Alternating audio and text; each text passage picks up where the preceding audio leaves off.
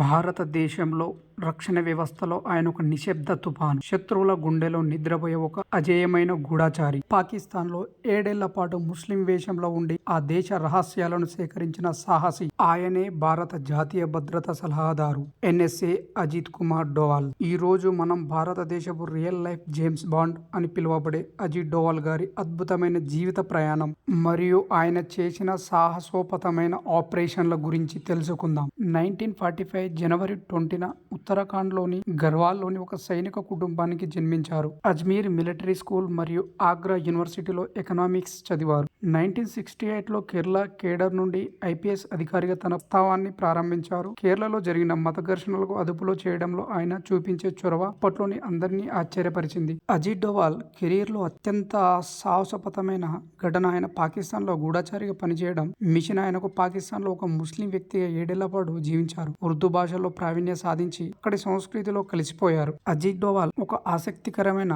ఘటన ఎదుర్కోవాల్సి వచ్చింది. లాహోర్ లోని ఒక మస్జిద్ బయట ఒక వ్యక్తి డోవాల్ ని గుర్తుపట్టి "నీవు హిందువు కదా" అని అడిగాడు.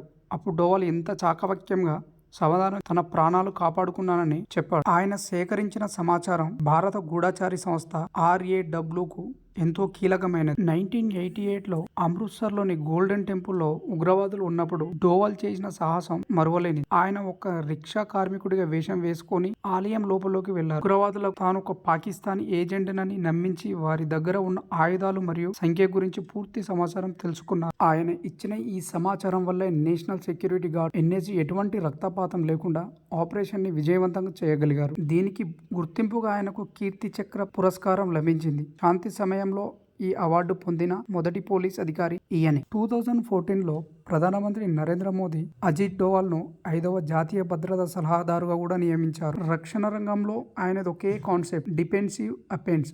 అంటే శత్రువు మనపై దాడి చేసే వరకు ఆగకుండా వారు ప్లాన్ చేస్తున్నప్పుడే వారి అటాక్ చేయడం. ఆయన చేసినటువంటి ముఖ్యమైన ఆపరేషన్లు: మయన్మార్ సర్జికల్ స్ట్రైక్, ఈశాన్య రాష్ట్రంలో తిరుగుబాటుదారుల అణిచివేత, ఊరీ సర్జికల్ స్ట్రైక్ 2016, పాక్ ఆక్రమిత కాశ్మీర్లోని ఉగ్రవాదుల స్థావరాల విధ్వంసం, బాలాకోట్ ఎయిర్పోర్ట్ స్ట్రైక్స్ 2019, పుల్వామా దాడికి ప్రతీకారంగా చేసిన వైమానిక దాడులు, ఆర్టికల్ 370 కాశ్మీర్లోని ఆర్టికల్ 370 రద్దు. ఆ సమయంలో శాంతి భద్రతలను కాపాడటంలో ఆయన కీలక పాత్రను పోషించిండు. అజిత్ డోవాల్ గారు నేటికి 80 ఏళ్ల వయసులో కూడా భారతదేశ భద్రత కోసం విశ్రాంతి లేకుండా పనిచేస్తున్నారు. ఆయన కేవలం ఒక అధికారి కాదు, ఆయన మన భారతదేశానికి ఒక నిలువద్దం, మన దేశాన్ని శత్రువుల నుండి రక్షించే ఒక చాణక్యుడు. ఈ వీడియో మీకు నచ్చినట్లయితే లైక్ అండ్ సబ్స్క్రైబ్ చేయండి. మరిన్ని వీడియోలతో మళ్ళీ వస్తాను. జై హింద్.